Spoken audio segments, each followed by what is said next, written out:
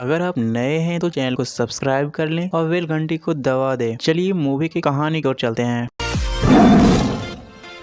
आप देख रहे हैं M2 मूवी एक्सप्लेन। कहानी की शुरुआत एक छोटे से शहर चेरी फल से होती है, जहाँ पर एक कपल गपागप करने जा रहे थे। वो लोग गपागप करने ही वाले होते हैं तो उनके पास एक कार आकर रुकती है, जिसमें एक डरावनी सी औरत बैठी हुई थी। वो औरत उन लोगों को देखकर जोर जोर से हॉर्न बजाने लगती है, जिस वजह से वह लड़का कार से बाहर निकलकर उस औरत के पास जाता है। इससे पहले वो उस औरत से बात कर पाता, औरत कार से बाहर निकलकर उसे एक धारदार चाकू से मार देती है। अब वह औरत उस लड़की के पास जाती है और उसे भी बहुत बुरी तरह से मार देती है। इसके बाद हम उसी रात एक और कपल को देखते हैं, जिसमें लड़के का नाम किनी और लड़की का नाम जोडी था। वो लोग भी गपागप करने जा रहे थे, तभी कार के पास जोडी की माँ पहुंच जाती है और वह जोडी को अपने साथ लेकर चली जाती है, जिस वजह से केनी जोडी से नाराज होकर उस पे गुस्सा करने लगता है और वह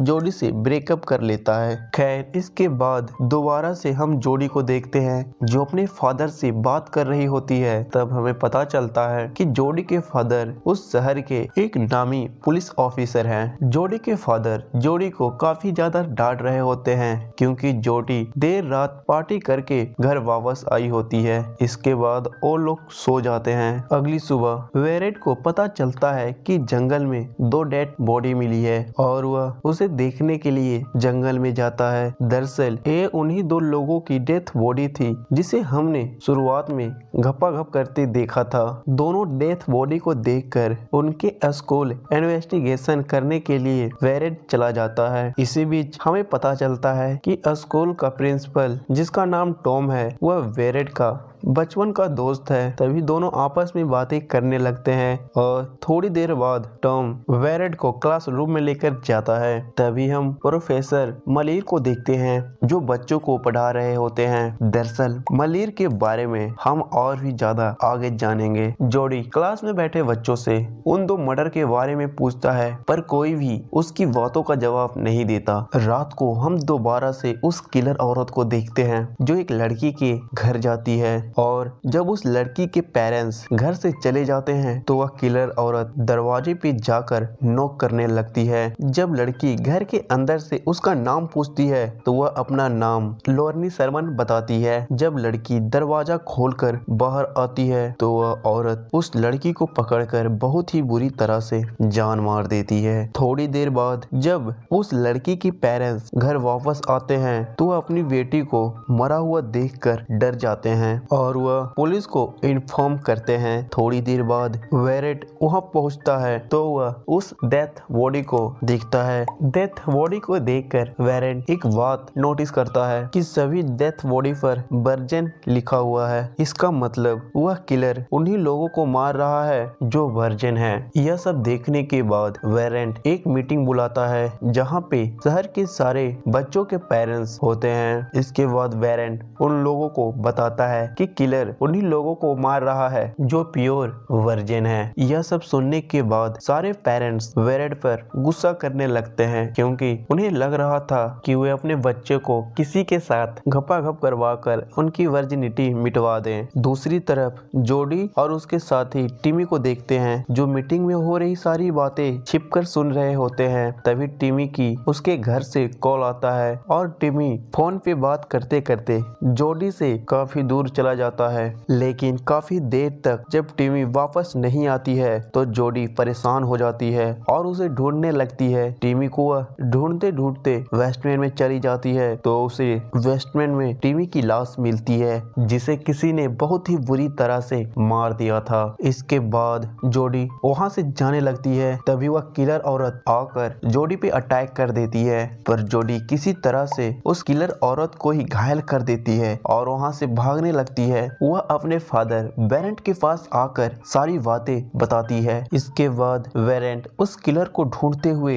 वेस्टमैन में जाता है, लेकिन वह किलर औरत वेस्टमैन में नहीं मिलती क्योंकि वह औरत वेस्टमैन से पहले ही निकल चुकी होती है। खैर, इसके बाद जोडी को देखते हैं जो पुलिस स्टेशन में उस किलर की तस्वीर बनवा रही थी। तस्वीर बन जाने के बाद वेरेंट अपनी बेटी जोडी को घर भेज देता है और वह प्रिंसिपल से बात करने लगता है। प्रिंसिपल को कहता है जोडी ने जिस औरत की तस्वीर बनाई है वो लोरली सरवन से मैच कर रही है, जो कि 27 साल पहले ही इस शहर को छोड़कर जा चुकी है। अब यह लोरली सरवन कौन है और वह क्यों वर्जिन लोगों को मार रही है, यह तो हमें आगे ही पता चलेगा। तभी हम जोडी को देखते हैं जो अपने फादर और प्रिंसिपल की बातें दूसरे फोन से सुन लेती है और वह लोरली सरवन के बारे में और भी ज्यादा जानकारी प्राप्त करने के लिए लाइब्रेरी में जाती है। उसके बारे में सर्च करती है। तभी उसकी माँ आकर उसे घर ले जाने लगती है, पर जोडी लोरली सरवन के बारे में अपनी माँ से पूछने लगती है। काफी ज्यादा पूछने पर जोडी की माँ उसे सारी बातें बताती है। वो कहती है कि आज से करीब 27 साल पहले 4 लड़कों ने एक लड़की जिसका नाम लोरली सरवन है उसके साथ रेप किया था। क्योंकि वह लड़की अनाथ थी और उसके आगे पीछे कोई नहीं था, तो उसे इसके बाद वह एक दिन अचानक से गायब हो गई और उसका अभी तक पता नहीं चला। खैर, इसके बाद जोडी अपनी मॉम से पूछती है कि वे 4 लड़के कौन थे जिन्होंने लोरली सरवन के साथ रेप किया था, जिस पर उसकी मॉम बताती है कि वे 2 लड़के मारे जा चुके हैं और बचे हुए 2 लड़के उसके फादर और प्रिंसिपल है। यह सुनकर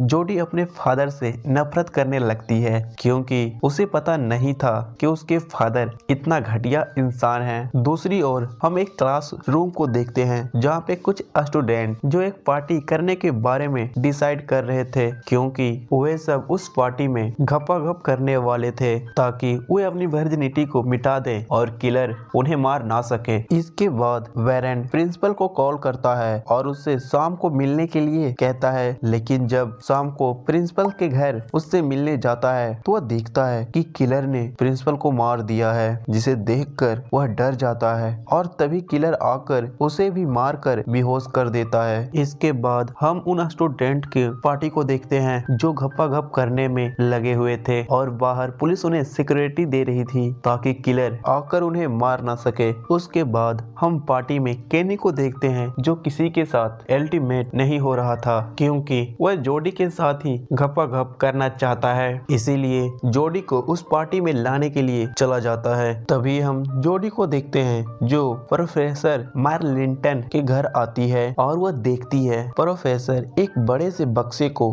घर के अंदर लेकर जा रहे हैं, इसीलिए प्रोफेसर की मदद करने के लिए उस बक्से को घर के अंदर लेकर जाने लगती है। पर वह जब देखती है कि उस बक्से में कोई और नहीं उसके फादर वेरेंट ही है, जिसे प्रोफेसर ने बहुत ही बुरी तरह से बंद करके रखे हुए है। जोडी अपने फादर को बक्से में बंद देखकर डर जाती है। तभी हमें पता चलता है कि जो किलर शहर में सबको मार रहा वह कोई और नहीं प्रोफेसर ही है। खैर, इसके बाद प्रोफेसर उन दोनों को पकड़ लेता है और वेस्टमैन में ले जाकर एक रस्सी से दोनों को बांध देता है। इसके बाद वह वेरेंट से 27 साल पहले वाली बात पूछता है और वेरेंट भी उसे सारी बातें सच सच बता देता है। वो कहता है कि उसने और उसके 3 दोस्तों ने मिलकर एक औरत का रेप किया था और वह प्रेग्नेंट हो गई थी। उसे कोर्ट से जस्टिस न मिलने के कारण वह कहीं चली गई। तभी प्रोफेसर कहता है कि वह कोई और नहीं मेरी मॉम थी जिसके साथ तुम लोगों ने यह घटिया काम किया था, और वह अपनी मॉम को न्याय दिलाने के लिए कुमारी लड़कियों का सील तोड़ रहा है। इधर हम केनी को देखते हैं जो जोडी को ढूंढते ढूंढते प्रोफेसर के घर पहुंच जाता है। केनी जब दरवाजा नॉक कर रहा होता है तभी प्रोफेसर आकर उस पर अटैक कर देता है, लेकिन केनी किसी तरह से उस प्रोफेसर को घर से बाहर कर देता है और दरवाजा लगा लेता है। घर के अंदर जाने पर केनी को जोडी के चीखने की आवाज सुनाई देती है और वह जोडी को ढूंढते हुए बेसमेंट में चला जाता है, जहाँ पर वह देखता है कि जोडी और उसके फादर बंधे हुए हैं। केनी जाकर उनके रस्सी खोल देता है। इधर प्रोफेसर भी दरवाजा को तोड़कर घर के अंदर चला आता है। अंदर आने के बाद बोरेंट और किलर में फाइट होने लगती है, पर किलर वॉरेंट को मार देता है और मौका पाकर केनिन और जोडी भागकर स्कूल पहुंच जाते हैं और वह वहां पहुंचकर देखते हैं सभी स्टूडेंट एक दूसरे के साथ गपागप करने में लगे हुए हैं। तभी वह किलर वहां पहुंच जाता है और सभी को मारने लगता है। किलर जोडी पे अटैक करता है पर जोडी उसे मारकर नीचे गिरा देती है। नीचे वह एक लकड़ी पे गिरता है जिससे वह लकड़ी उसके पेट के अंदर चली जाती है और उसकी डेथ हो जाती है और यह कहानी इसी के साथ समाप्त हो जाती है। अगर आपको कहानी पसंद आई हो तो चैनल को सब्सक्राइब कर दें और वीडियो को लाइक कर दें। मिलते हैं अगले वीडियो में, फिलहाल के लिए बाय।